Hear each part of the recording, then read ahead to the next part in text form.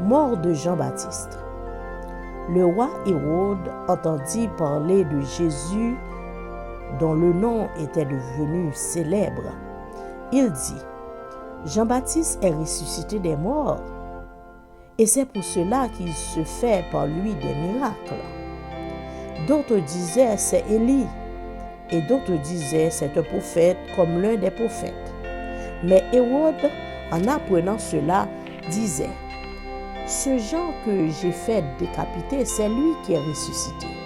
Car Hérode lui-même avait fait arrêter Jean et l'avait fait lier en prison à cause d'Hérodia, la femme de Philippe, son frère, parce qu'il l'avait épousée. Et que Jean lui disait, il ne t'est pas permis d'avoir la femme de ton frère. Hérodia était irritée contre Jean et voulait le faire mourir.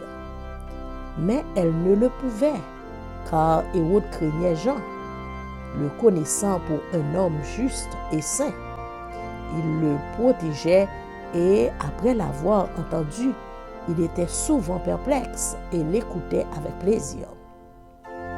Cependant, un jour propice arriva, lorsque Hérode, à l'anniversaire de sa naissance, donna un festin assez grand aux chefs militaires et aux principaux de la Galilée.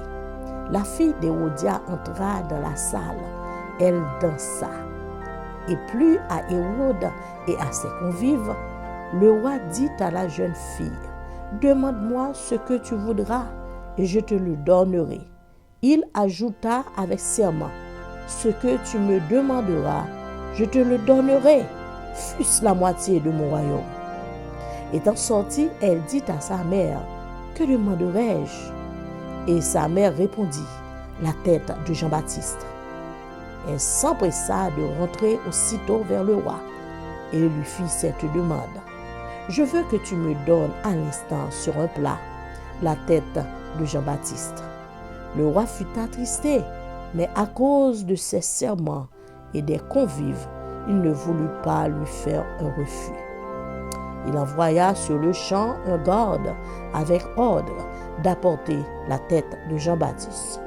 Le garde alla décapiter Jean dans la prison et apporta la tête sur un plat. Il la donna à la jeune fille et la jeune fille la donna à sa mère. Les disciples de Jean ayant appris cela vinrent prendre son corps et le mirent dans un sépulcre.